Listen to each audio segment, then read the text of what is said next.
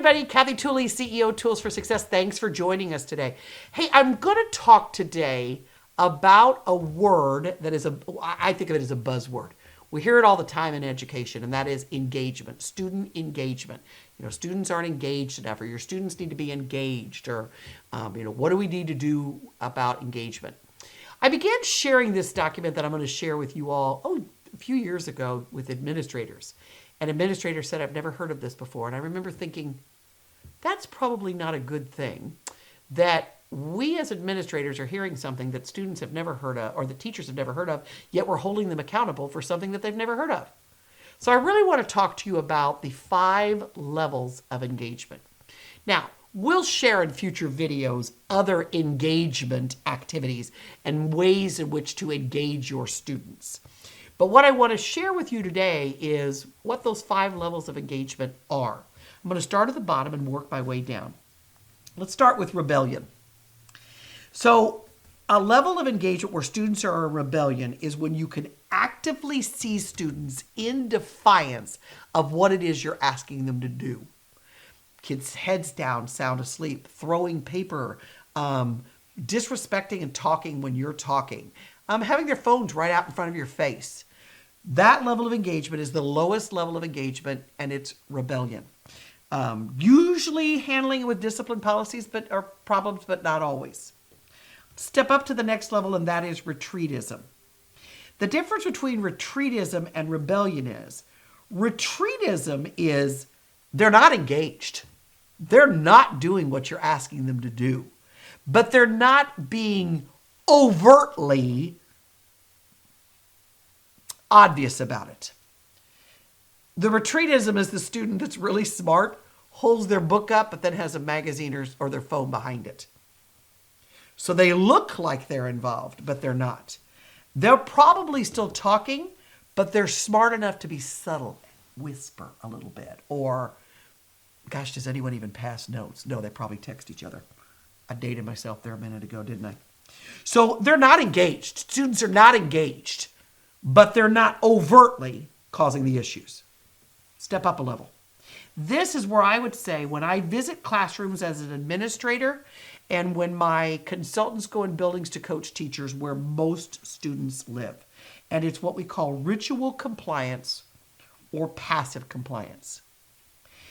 They're a step up from retreatism in that they are doing what you're asking them to do.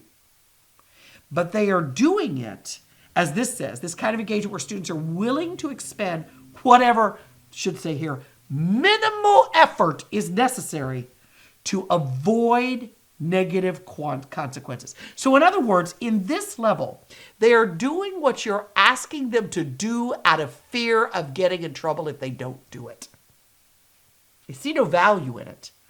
They are answering your questions because you ask them, not because they're thinking or really want or believe they have a good answer for it. They don't have their phone out, not because they don't want to be on their phone, but they're feared of what you'll do to them if they do.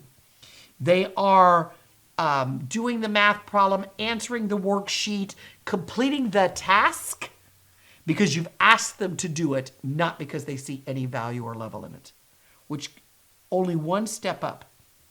Strategic compliance or ritual engagement. The difference in this level of engagement is they now do it because they understand some value of why it needs to be done.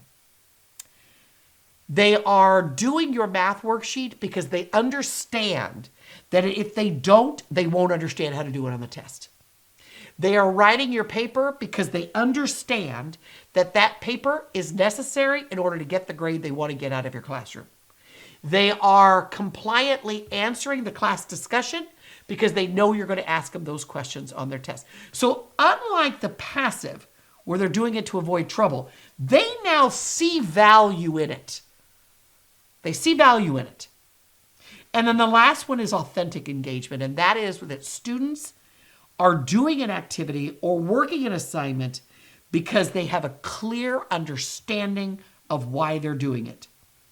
They are engaged because they now understand the bigger picture of why you're asking them to do what they're doing.